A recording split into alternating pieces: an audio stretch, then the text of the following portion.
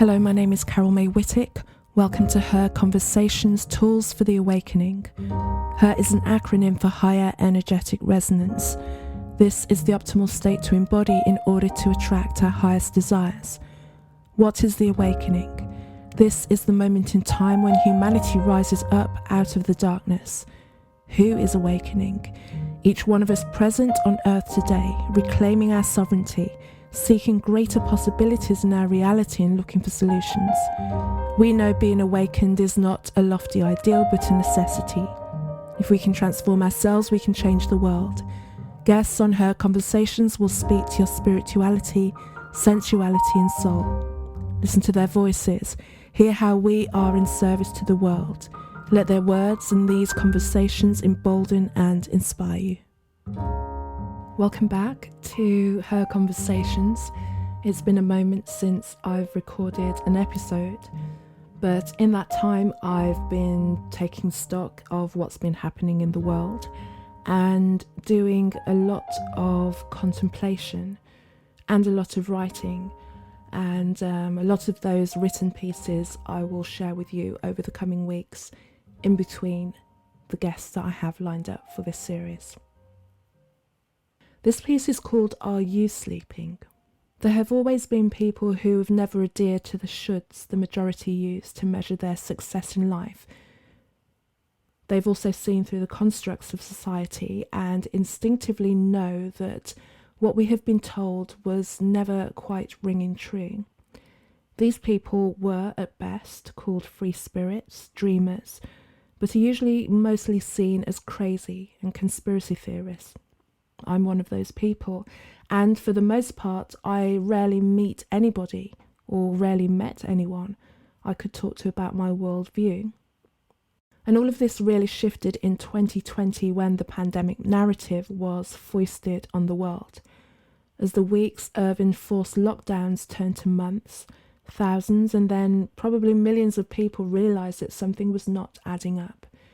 In spite of the constant barrage of fear-mongering in the media, backed up by propaganda in entertainment and from the mouths of our previously lauded celebrities, people now with hours of their day available, and many for the first time in their adult lives, started to ask questions and, importantly, do their own research to find the answers.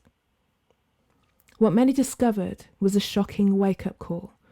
Almost all of what we were being told was untrue, and it didn't stop there. This was part of a much bigger plan, an agenda, and the long-term outcome was not good for any of us. When you discover that you've been lied to, it's difficult to continue to have faith in the same source that deceived you in the first place. So now you question everything that the source previously convinced you of. The freshly awakened did that, and again found the majority of the facts that they had used to shape their reality to be false. Public figures, timelines, and historical events all came under critical scrutiny and disintegrated in the face of logic and critical thinking. Armed with new knowledge, many did what caring humans will always do: protect the ones they care about the most, and warn them about oncoming dangers, but most were met with disbelief and derision. Those who could not see what their newly awakened peers could were still captured by the spell of the relentless media and entertainment machine that now infused them with an air of righteousness and blamed those not following along for the extended restrictions and the supposed continuing spread of the virus. In retaliation, the awakened labelled their attackers as sheep, normies, and few long-standing relationships survived the divide.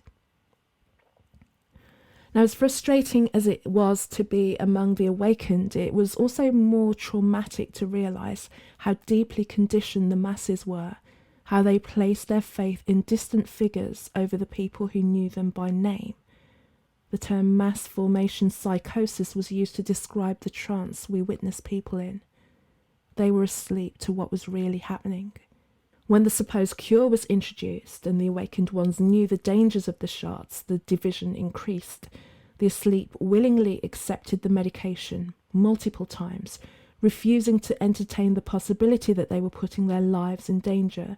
To them, It was inconceivable that the government and leading medical experts would want to harm them. They fought to debunk the mounting information and warnings from any alternative voices, instead of questioning why they would be censored.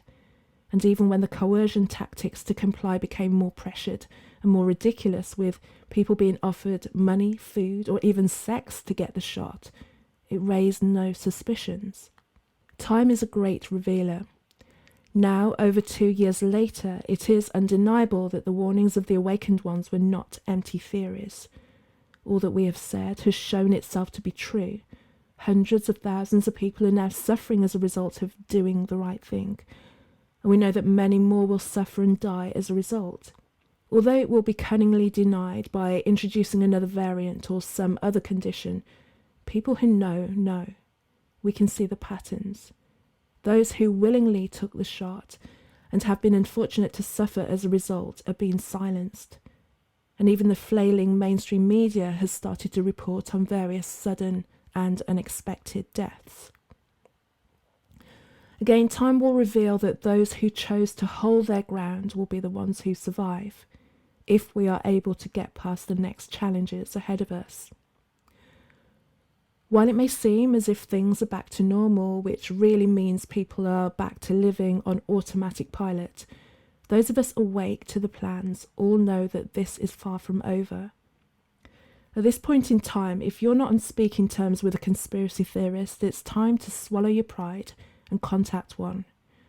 The end goal of this agenda is for every citizen in society to be more heavily surveilled, to use only digital currency, cash will disappear, to be genderless, and to ultimately merge with machines. This is your potential future if you survive the forthcoming market crash, likely food shortages and energy issues. And this is not about climate change. The world is not heating up. All indications of this being imminent, and I mean months away, are right in front of you if you choose to pay attention. There are hours of videos of people who are orchestrating this, confidently talking about what they are plotting for our future. These are not archived poor quality recordings, although people have been warning us for decades. They are as recent as the World Economic Forum meeting in May of 2022, available to view for anybody who has access to the internet. Take a look around your supermarket the next time you go and visit.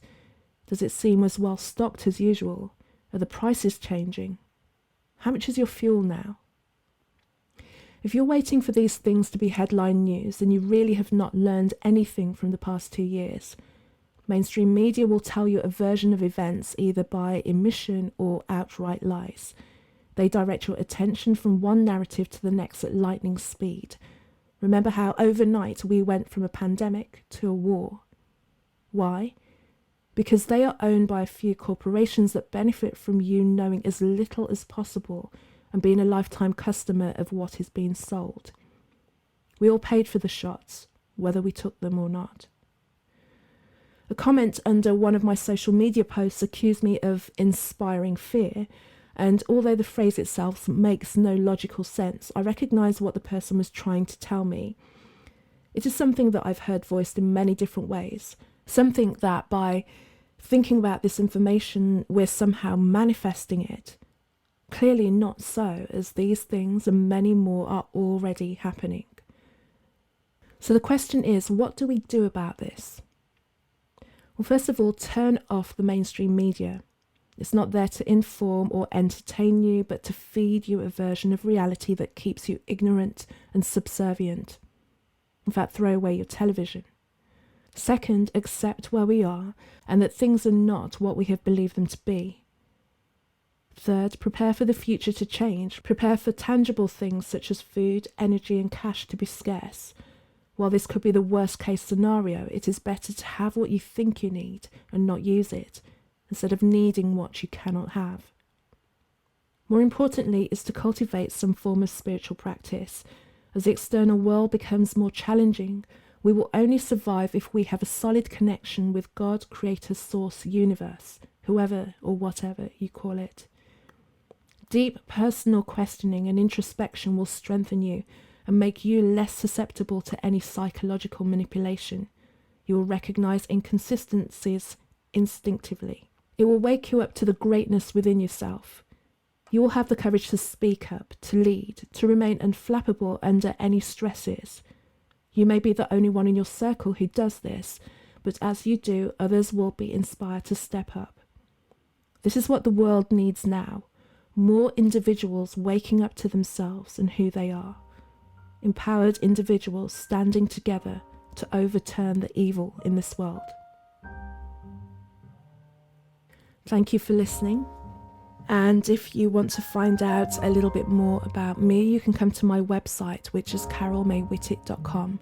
CarolMaewhittick.com. I'm on Facebook under that name and on Instagram as Casmic. I also have a burgeoning Telegram channel as well. If you go to Telegram and search Her Conversations, that should bring you there. There's also a link in the show notes. As I mentioned in that piece, this is not about inspiring fear. Most people don't really realise or want to take on board the situation that we find ourselves in at this moment. But like every situation passes. And if you ride the waves correctly, we'll make sure that nothing like this happens again for us and for the future. Speak soon.